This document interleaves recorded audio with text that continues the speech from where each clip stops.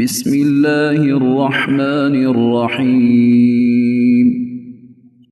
سورہ ممتحنہ سورۃ نمبر 60۔ شروع کرتا ہوں اللہ تعالیٰ کے نام سے جو بڑا مہربان نہایت رحم والا ہے۔ یا ایہا الذین آمنوا لا تتخذوا عدوی وعدوکم اولیاء تلقون الیہم بالمودہ وقد کفروا بما جاءکم من الحق يخرجون الرسول وإياكم أن تؤمنوا بالله ربكم إن كنتم خرجتم جهادا في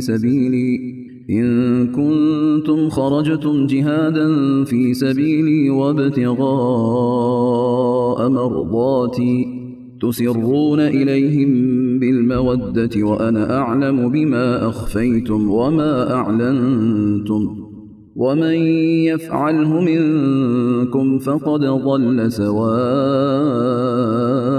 السبيل۔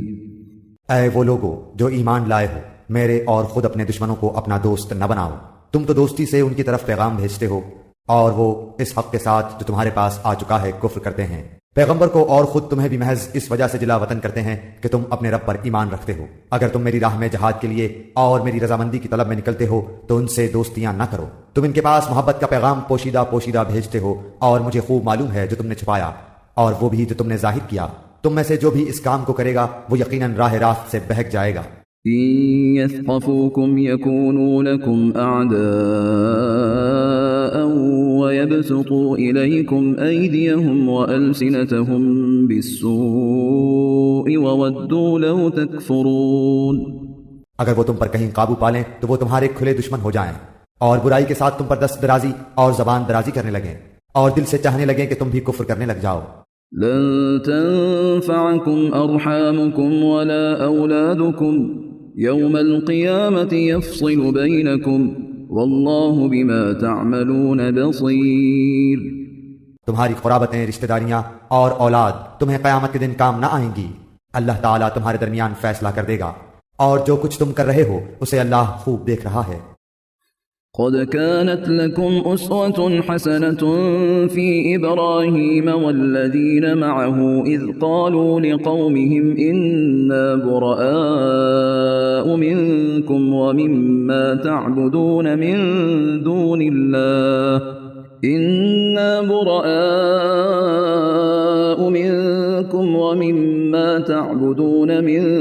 دون الله كفرنا بكم وبدا بيننا وبينكم العداوة والبغضاء أبدا حتى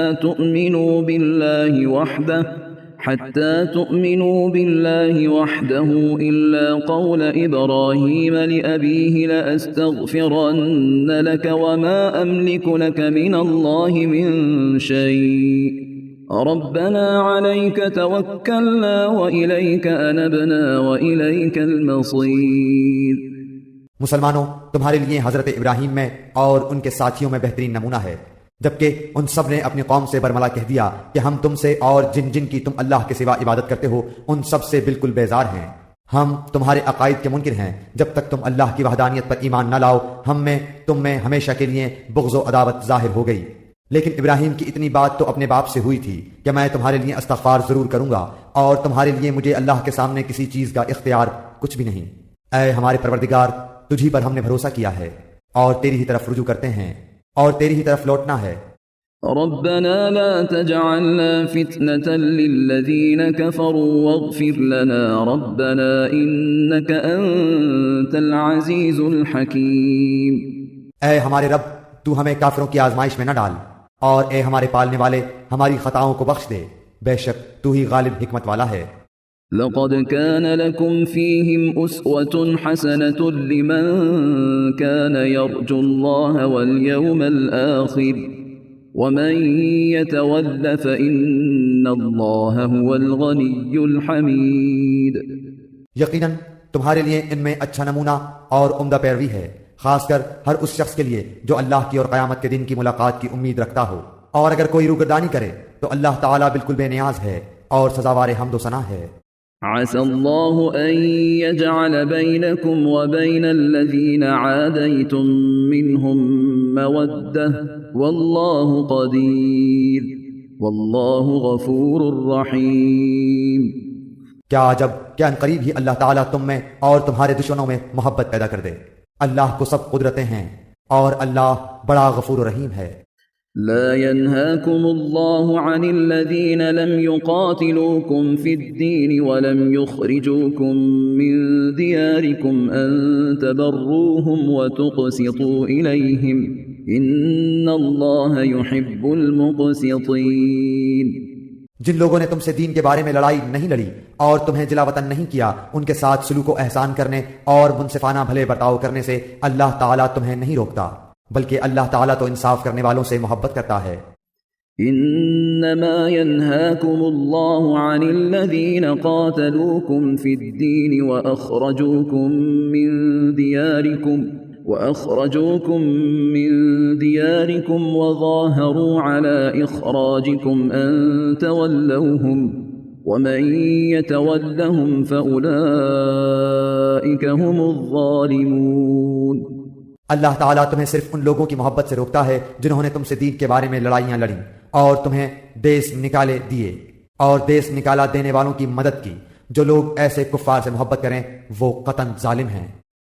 يا أيها الذين آمنوا إذا جاءكم المؤمنات مهاجرات فامتحنوهن الله أعلم بإيمانهن فإن علمتموهن مؤمنات فلا ترجعوهن إلى الكفار لا هن حل لهم ولا هم يحلون لهن وآتوهم ما أنفقوا ولا جناح عليكم أن تنكحوهن إذا آتيتموهن أجورهن ولا تمسكوا بعصم الكوافر واسألوا ما أنفقتم وليسألوا ما أنفقوا ذلكم حكم الله يحكم بينكم والله عليم حكيم۔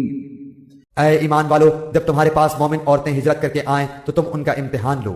دراصل ان کے ایمان کو بخوبی جاننے والا تو اللہ ہی ہے، لیکن اگر وہ تمہیں ایمان والیاں معلوم ہوں تو اب تم انہیں کافروں کی طرف واپس نہ کرو، یہ ان کے لیے حلال نہیں اور نہ وہ ان کے لیے حلال ہیں، اور جو خرچ ان کافروں کا ہوا ہو وہ انہیں ادا کر دو۔ ان عورتوں کو ان کے مہر دے کر ان سے نکاح کر لینے میں تم پر کوئی گناہ نہیں، اور کافر عورتوں کی ناموس اپنے قبضے میں نہ رکھو، اور جو کچھ تم نے خرچ کیا ہو مانگ لو، اور جو کچھ ان کافروں نے خرچ کیا ہو وہ بھی مانگ لیں۔ یہ اللہ کا فیصلہ ہے جو تمہارے درمیان کر رہا ہے۔ اللہ تعالیٰ بڑے علم اور حکمت والا ہے۔ وَإِن فَاتَكُمْ شَيْءٌ مِّنْ أَزْوَاجِكُمْ إِلَى الْكُفَّارِ فَعَاقَبْتُمْ فَآتُوا الَّذِينَ ذَهَبَتْ أَزْوَاجُهُمْ مِثْلَ مَا أَنفَقُوا وَاتَّقُوا اللَّهَ الَّذِي أَنتُم بِهِ مُؤْمِنُونَ۔ اور اگر تمہاری کوئی بیوی تمہارے ہاتھ سے نکل جائے اور کافروں کے پاس چلی جائے، پھر تمہیں اس کے بدلے کا وقت مل جائے تو جن کی بیویاں چلی گئی ہیں انہیں ان کے اخراجات کے برابر ادا کر دو، اور اس اللہ تعالیٰ سے ڈرتے رہو جس پر تم ایمان رکھتے ہو۔ يا أيها النبي إذا جاءك المؤمنات يبايعنك على أن لا يشركن